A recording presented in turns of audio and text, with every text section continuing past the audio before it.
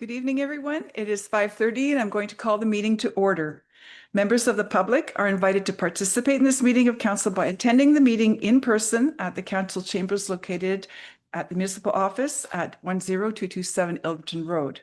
Members of the public may also access the meeting, which is live streamed on our Middlesex Centre YouTube channel or by contacting our municipal clerk to receive a registration link to join the meeting electronically.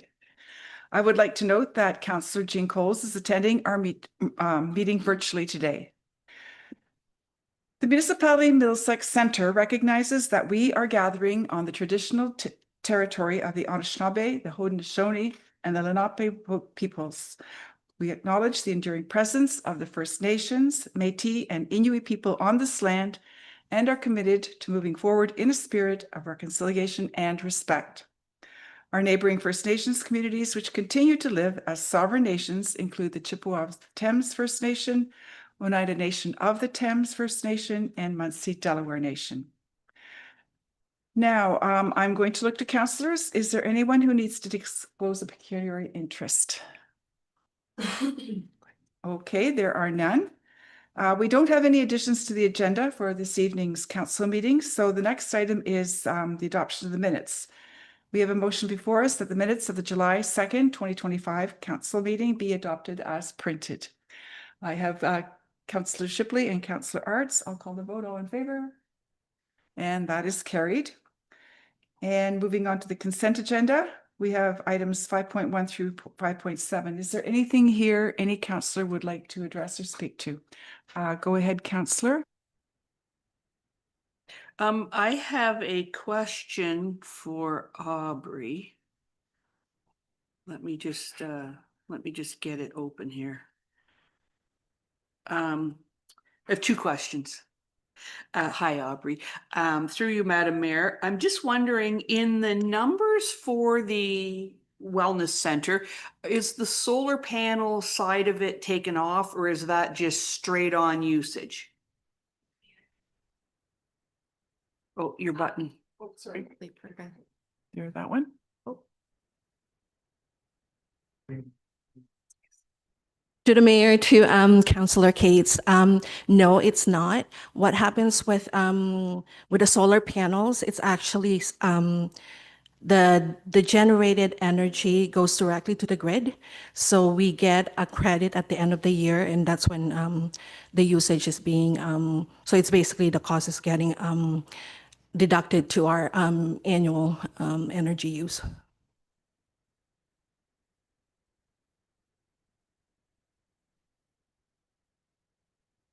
There we go. Thank you. Thank you, Aubrey. So that's just showing usage, not that. And the other thing, I just wondered the usage from the municipal office in 2024, but it was under renovations at that time. The meter that is coded as a municipal office is actually the meter that is located in the fire hall. With that, because the fire hall, the Colson Fire Hall and also the municipal office shared meter. So how the system is set up, whatever is getting generated in the Coldstream Fire Hall goes directly to the municipal office usage.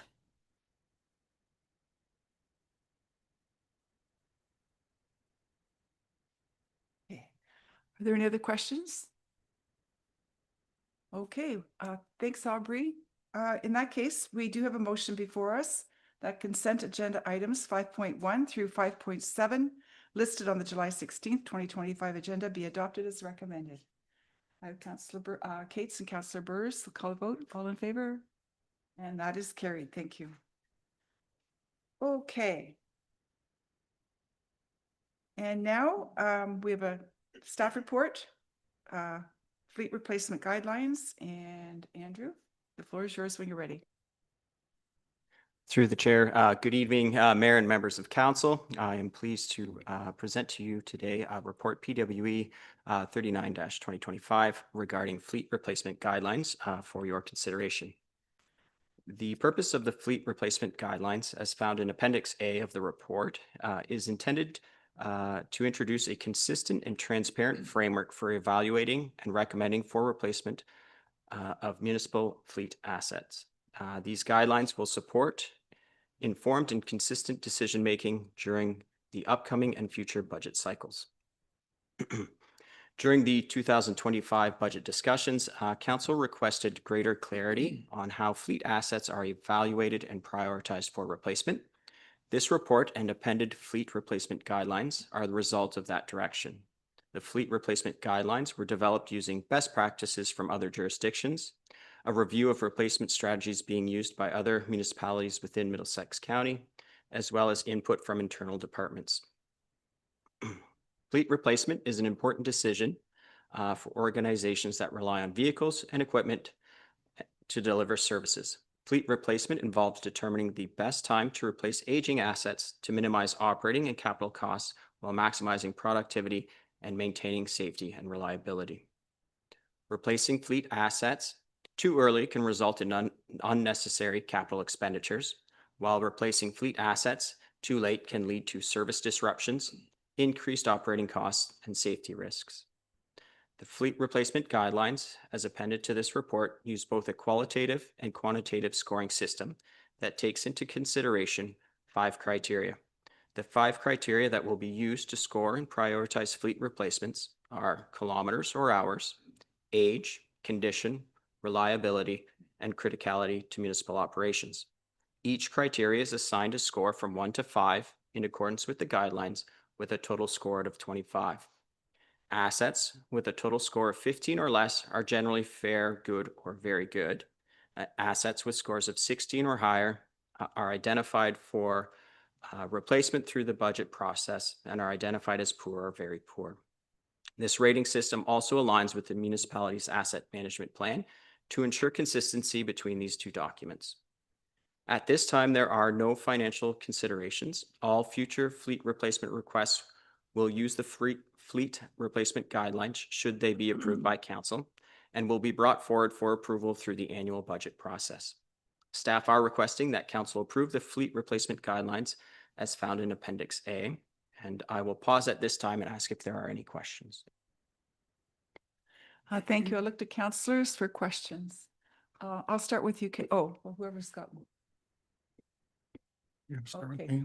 Okay, so I'm just wondering how this works. So does Aubrey produce a report saying these things are coming up for renewal, and then do you go do the assessment, or does the assessment grid come out of her software? You know what I'm saying?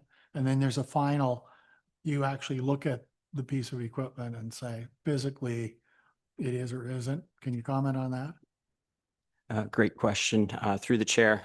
So yes, the assessments would take place through transportation by myself.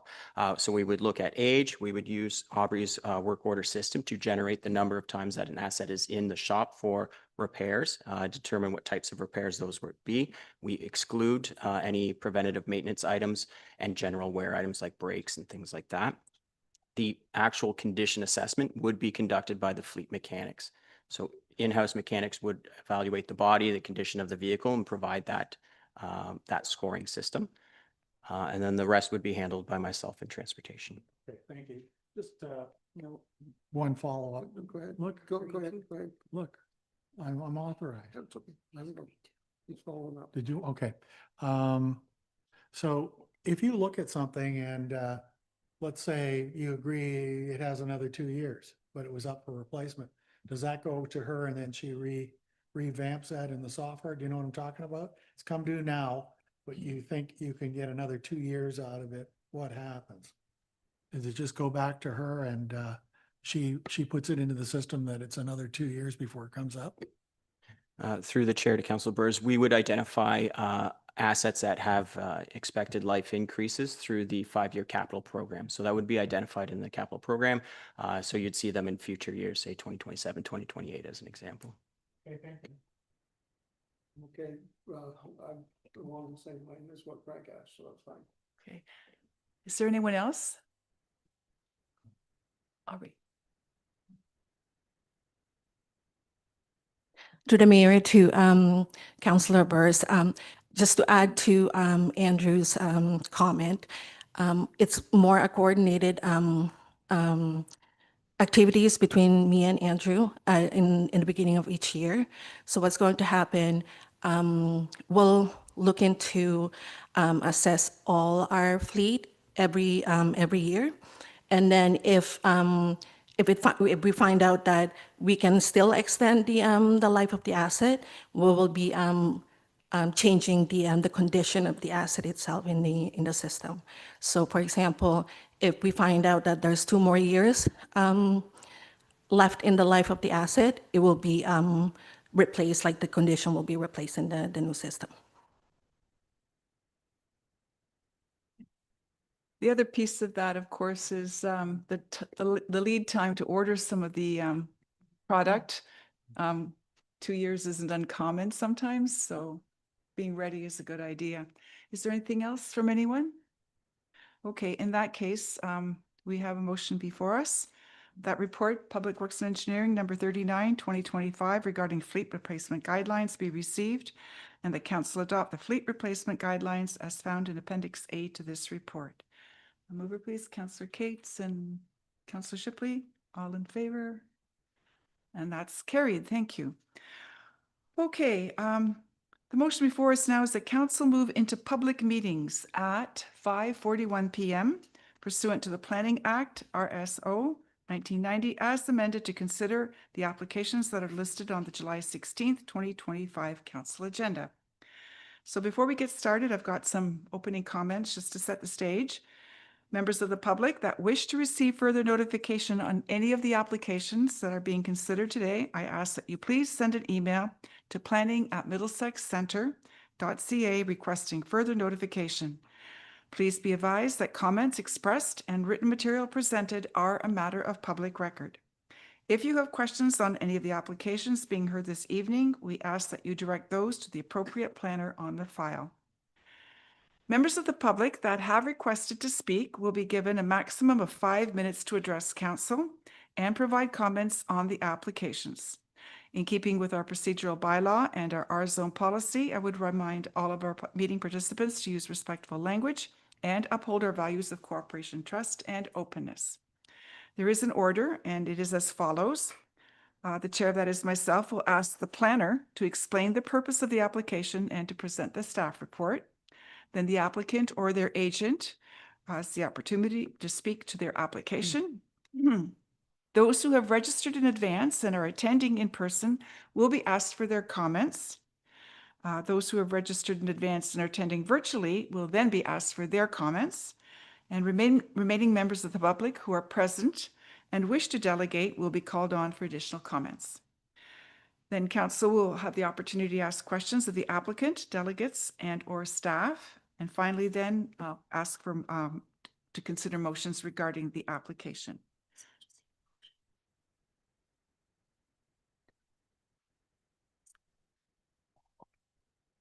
So is there a mover to seconder to move into the session? Thank you, Deputy Mayor Brennan and Councillor Cates. All in favor? And that's carried. Okay, so the first item tonight is the application for draft plan of subdivision and zoning bylaw amendment for 10242 Glendon Drive. It is filed by Sifton Properties. We're going to begin with our planner, Marian Francis Cabral, County Planner, and she's going to be providing our planning report. The floor is yours when you're ready. Thank you, Madam Mayor, and through you to the rest of council. So the purpose of this report is to provide council with and public with information regarding the new plan of subdivision application and the rezoning application for the lands known as 10242 Glendon Drive in Kilworth. The subject land is located on the north side of Glendon Drive and north of the intersection of Glendon Drive and Crestview. The land is also located east of the commercial lands on Tunks Lane, as well as some of the medium and high density residential land in the Kamoka Wellness Center and an industrial agricultural business. It is north of existing residential and commercial development and east of active agricultural lands planned for future development. Additionally, the Canadian National Railway corridor abuts the land to the north. These lands are designated residential and village center and are currently zoned existing use. So the purpose of the plan of subdivision application is to create several blocks for approximately 900 to 975 low density, medium density, and high density residential units, commercial land, a park and trail, stormwater management facility, as well as public roads. The development proposes a primary access on Glendon Drive, and this is known as Street A on the subdivision plan, with road links or Street B for future connections to the east and to the west. And all development is proposed on full municipal servicing. So will note at this time that the proposed unit count that I just mentioned is an approximate maximum number of all the units just based on the blocks and how we calculated it based on the density. The applicant has advised that they expect the maximum number to be around 850 units and have based some of their technical reports on that calculation. And moving on to the zoning bylaw amendment application. So this seeks to rezone the lands from existing use to several new zones for residential, institutional, community, and commercial uses. So the effect of this applications or both of the applications would create the following blocks and rezone the lands. And this is all detailed in my staff report as well. So blocks 1 to 16 and 32, which is located just north of Street B, are proposed to be rezoned to a new urban residential second density zone. And this would permit single detached dwellings, semi-detached dwellings, street townhouses, and townhouse dwellings. Blocks 17 and 18, these are located on the south side of Street B and flank the east and west side of the subdivision. These are proposed to be rezoned to new urban residential third density zones to permit street townhouses, townhouse dwellings, stacked townhouses, back-to-back townhouse dwellings, stacked back-to-back townhouse dwellings, multiple dwelling units, and apartment dwellings. In addition, institutional uses like a long-term care facility, nursing home, and retirement home may be permitted in these lands. Moving on to block 19, this is located on the south west corner of Street A and Street B. This is proposed to be rezoned to a compound zone, so it's going to be a mixture of urban residential third density as well as a village commercial zone. And this is to permit residential or commercial development or mixed use development. Residential uses are inclusive of all the various townhouse styles that I just previously mentioned, as well as multiple unit dwellings or apartment dwellings. In addition, a long-term care facility or nursing home or retirement residence can be permitted. Additionally, this compound zone would also include commercial land uses. These are limited to minor commercial businesses, office space, medical space, daycare facility, and similar commercial uses that are compatible with the residential use. And finally, block 20, this is located closest to the Glendon Drive and Street 8 intersection. This is proposed to be rezoned to a new urban residential density and a village commercial zone to permit residential, commercial, and or mixed use development. Again, this zone would also permit all the various types of townhouse dwelling units I previously mentioned, multiple unit dwellings and apartment dwellings.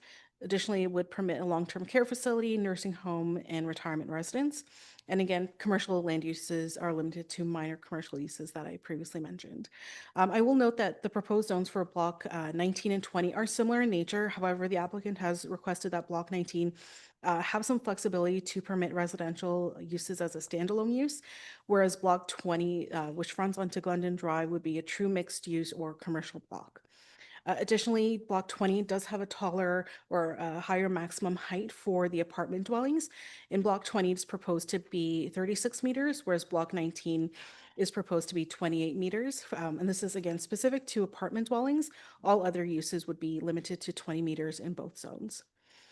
And as I move on to the rest of the blocks, there are a number of blocks that are set aside for the stormwater management pond and trail. These are to be rezoned to parks and recreation. There's several blocks that in the middle of the subdivision, which are identified as municipal walkways that break up some of the larger residential blocks, and these would be just contained in the abutting zones. There are a few blocks that are identified to be rezoned open space, and this is to permit the public trail or the linear park that's abutting the railway corridor, as well as a block for the stormwater management facility that's proposed to be zoned open space. And the remaining blocks on the subdivision would make up the roadway reserves and public roads, as well as the rights of ways. So in support of this application, the applicant had submitted several technical reports, which have been appended to my staff report. Notice of this application, or sorry, these applications have been circulated to area residents, agencies, and staff. At the time of writing the staff report, we did receive correspondence from residents, and I believe that this has also been included on the council agenda. The resident has expressed concerns with the scale and compatibility and the placement of the high-density residential blocks, so specifically blocks 19 and 20. The proposed development is not aligned with the traditional development in Kamoka. They also expressed concerns with the impact of high-density development on traffic, noting Glendon Drive specifically, as well as the demand on the local infrastructure. They have also identified the need for safe and accessible pedestrian and cycling infrastructure on existing roads, including Glendon Drive, Tunks Lane, and Railway Avenue.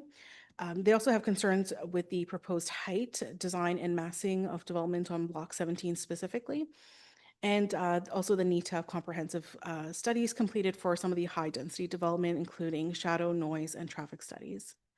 I will note that the commenting period for agency for agencies and staff is still open. So we did not receive a full comprehensive list of comments at the time of this meeting.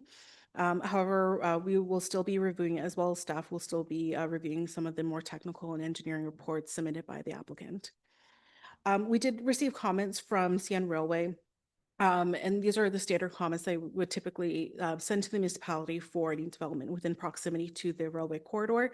Staff acknowledge that these requests that are that they have listed can be addressed either through the subdivision design, the planning, zoning conditions of draft plan approval, or the subdivision agreement itself. One thing that I did not note in my staff report is a new comment from the Thames Valley School Board. We have reached out to them, as well as they have reached out to the applicant themselves, and they have requested a 5-year option on one of the medium density blocks. And the school board has identified approximately 6 to 7 acres that they would need for a potential school. And planning staff, of course, we reviewed the proposal and have identified that the zoning will need to be refined a little to account for some of the new definitions for all the townhouse variations and all the commercial uses that are proposed, as they're not currently within the zoning bylaw. Additionally, we will be reviewing the proposals for the functionality of some of the development. For example, we know that ARUs are permitted as of right. We just want to see how that functions within the community, such as, providing enough space for like on-street parking, off-street parking as well as some of the medium and higher density blocks. And we also need to look at the impacts on infrastructure as well as the public realm. Some of the things that specifically for the higher density blocks, we'll also be looking a little bit closely at the amenity space requirements. We have a few other developments within Middlesex Center where we have explored this as well. So we'll be looking to kind of mirror that definition for the provisions of amenity space. And finally, we also note that we have some concerns with the transition between the proposed high-density blocks as well as the existing single detached dwellings on Glendon Drive, and how that land could potentially be used in the future if the residential uses ceases to exist. So again, this report is for information purposes, just to solicit feedback from council and from members of the public. So we'll take any information presented tonight as well as following the meeting and come back to council at a future meeting with the recommendation report. And thank you. I'll be happy to answer any questions. Thank you for that report. Next up is the applicant or their agent, and they can speak to the application.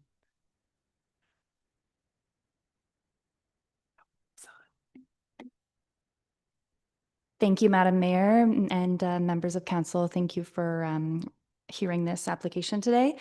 Sifton is very excited about this property. We believe that it is going to bring some pretty exciting opportunities to Kilworth Kamoka area.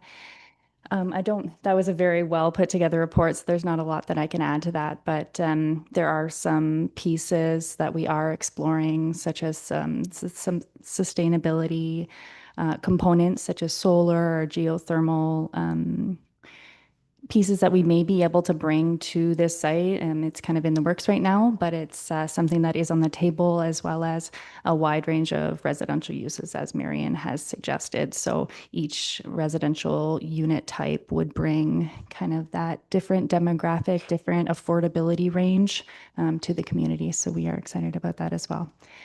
We are here. I do have my planner also with me today, Maureen Zunti, and we're here and available for any questions that council may have. Okay. Thank you. And, next up, I understand that we have no one that's been registered in advance and will be coming forward. And we don't have anyone who's registered for virtual comments either. So to the people who are here in the audience tonight, if you'd like to present comments or wish to delegate, then you can take a seat at the front. No one wants to speak.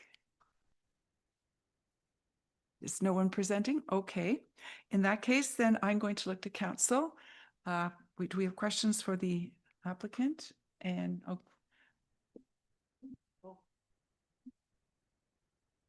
there we go.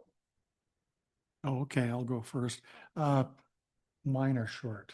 I only have a few questions. Okay. Through your worship to the Sifton crew, I read that what is their total population for this development is 1,700. Is that on the low end or the high end? And you've included, could be a seniors residence, could be a nursing home in there. Can you comment on the population density here? Is it 1,700? Or do you know? Yeah, you'll have to go up there.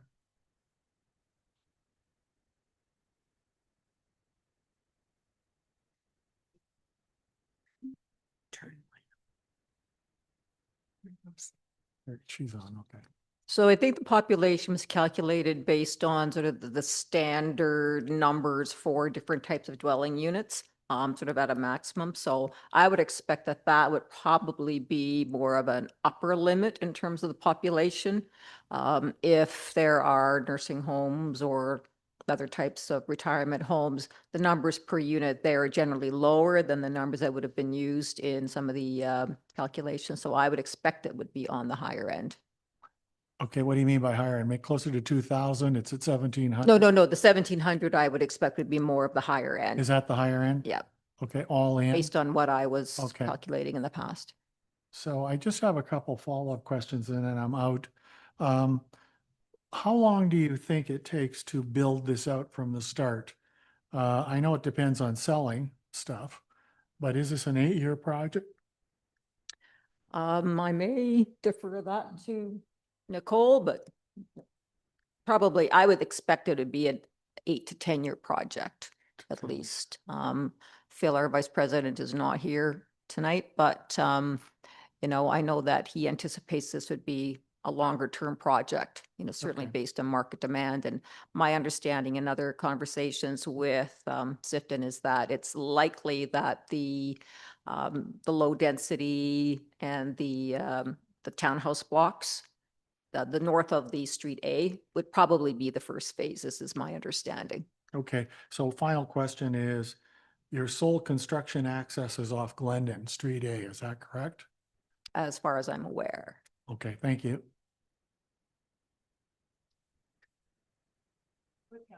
Okay, thank you. Through you, Madam Mayor. I just have something that I've made ahead of time that I want to read.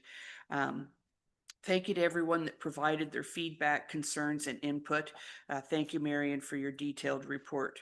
To those in attendance and watching online, if you haven't read the reports attached to tonight's agenda, I encourage you to do so. There's some very detailed information in there. We're in the early stages of this process and having the public meeting early to gain further feedback. So I hope the input tonight will be taken into consideration in the next steps along the way. According to our official plan, this area has been within our urban boundary since 2012, so we knew that one day something would come. In 2019, Middlesex County completed their Glendon Drive EA study showing future plans for Glendon Drive from the 402 to the Kilworth Bridge over the next 20 years, all with future growth in mind. I encourage you to review this study to learn more. I know that through the provincial policy statement, the Planning Act, numerous bills from the province, etc., all direct us to build more homes, and they encourage intensification and diversification, build up instead of out, and do our best to help preserve farmland. But we also need to ensure that we do this right at our local level and for the fit of our community. We can't just cram them in. We need to ensure it's done with good design and neighborly fashion and focus on how the overall end result will affect and build upon our community. This plan presents some hefty numbers, and again, we need to ensure we consider all the factors involved: service capacity, school capacities, road plans, parking, and a positive look and layout for our community. I must say there is some narrow lots and increased lot coverage and units per hectare in the report. I will reserve some comments for a more detailed plan and refined development proposal and requested zoning bylaw amendment. I look forward to seeing your Glendon Drive Village Center designs and that you plan to keep our vision of commercial along Glendon to meet the long-time objectives and vision of our village center connecting Kamoka and Kilworth. We are a rural community with no public transit, and we already know that there will be 2 cars minimum per household. So please remember, we need to factor in good parking allocations. I have talked at length before about the need for good parking. 1.5 per unit is simply not adequate. It needs to be 2 spaces at least, plus more than 1 space per apartment unit, plus adequate visitor parking. We need to do this right and learn from the past. Thank you, Stephanie, for mentioning this in your meeting follow-up comments noted in the Sifton report. It's great to read the specifics on the trail system to connect residents to other areas and community amenities. It's also good to read in the Sifton report, quote, while also being compatible to the existing residents fronting Glendon. I do hope you will continue to take their needs into consideration, and I hope you have read the letter submitted by one of the families that is attached to tonight's agenda. We do need the diversity in housing types, affordability, attainability, and different options for various residents and age groups in our community. This is something I am asked about often by local residents. Again, we are at the start of this massive project, and we need to ensure we get this right. Thank you. Other questions and comments on the report or anything that's been presented? Nope. Oh,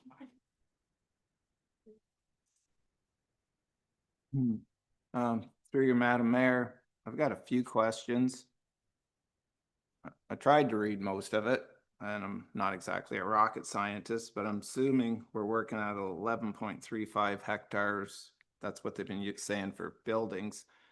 Depending on which report I've read, there was 48 units per hectare. There was a water report that was 59 units per hectare. There's a transportation report that's 68 units per hectare. Marion mentioned 86 units per hectare, and you were mentioning 74 units per hectare. So I'd really like the reports to use the same numbers, because I don't know what it's going to be, but when it's all over the map, it's not very encouraging for a planning person or for our water system or anything like that. The other concern is stormwater. I'm a farmer. We get 4-inch rains. That's not climate change. That's a stalled thunderstorm. So your pond will hold 52 millimeters. If we get an hour rainfall of 100 millimeters, I want to know where it goes. Right now, the overflow is going to dump into a neighboring bush, which I don't think is adequate. Like I said, these are just concerns. The 3 houses, I don't know what those people, if they're willing to sell or you're willing to buy, but it would make things a lot. I don't want to speak out of turn for anybody, but I hope you approach them with reasonable conditions, or see if you can work something out, because yeah, that would be nice. And dewatering, when you do build, you're probably gonna have to dewater. And there's no out, I'd like to know where that water is gonna go, because right now, there's no creek, there's no outlet, so it's gonna get dumped somewhere. And one more thing, they mentioned affordability. Affordability is based on average house income in a specific area. So people might say, oh, it's going to be affordable, but affordable to who? Like, and we all work with these numbers. I realize that, but an affordable house in one area might be 500,000, and in another area it might be $1 million. So I really hope we can design something where people on the lower scale of income have a fighting chance. And I know that's a hard ask. So, did I have anything else? I think that'll do for now. Thank you. Thank you, Councillor. Oh, I see Councillor Burrs. Yeah. Go ahead. Just a follow-up. So through you to our planner, what are the next steps here? I think, is it Marion, or would you answer this? Stephanie, like, you're gonna take this feedback. I think we plug in on water, wastewater, all that stuff.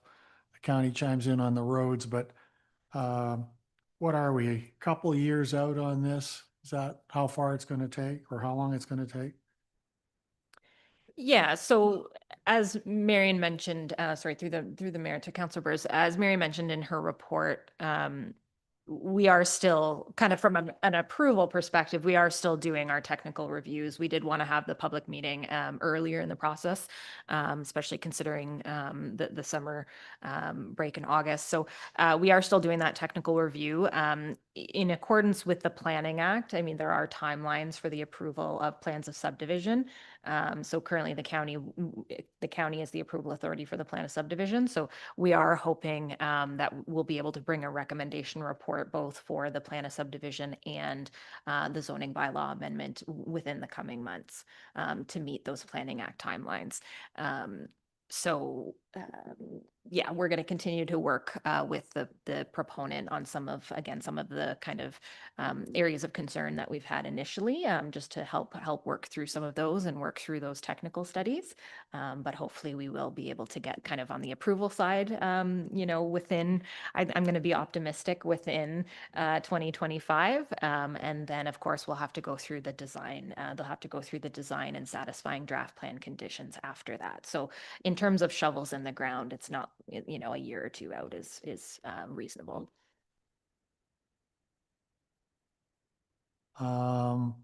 So what is this is this a formal application then that they made to us? It is, and so it falls under the Planning Act timeline, correct? Okay. Just answer me. Any other final thoughts? Okay, I don't see any hands. It's good to get it early. I think it's, yeah, thanks for the opportunity. It's really nice to be able to have comments that have been made tonight out there now.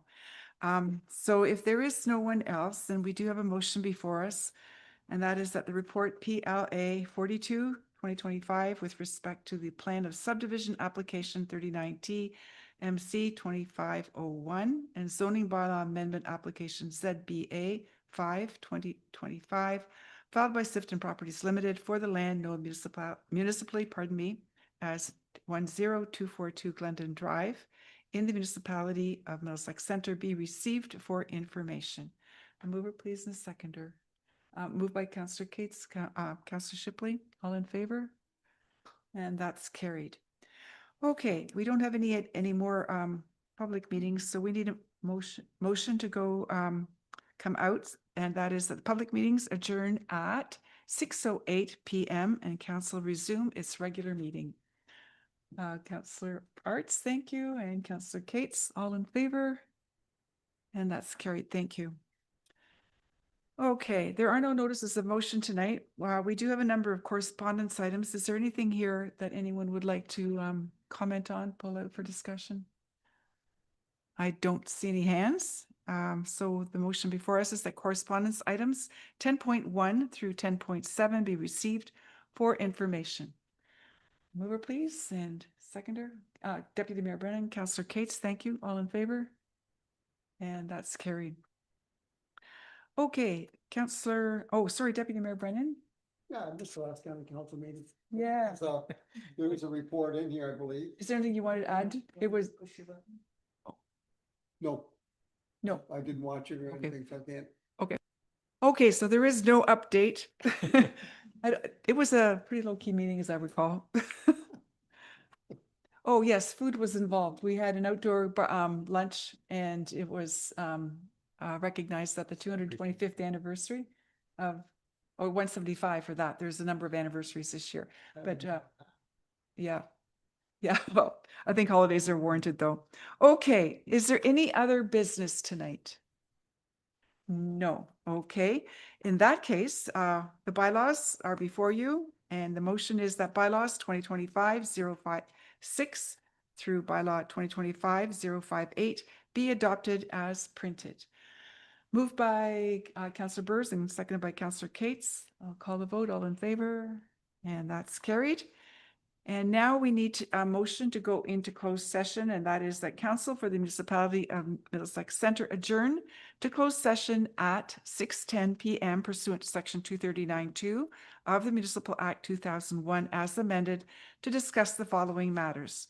There are two items pursuant to Section 239(2)C, a proposed or pending acquisition or disposition of land by the municipality or local board, Ward 1. So we'll wait for a moment till we, oh, sorry, mover and seconder, moving right on. Yeah, Councillor Burrs and Councillor Cates, thank you. All in favor?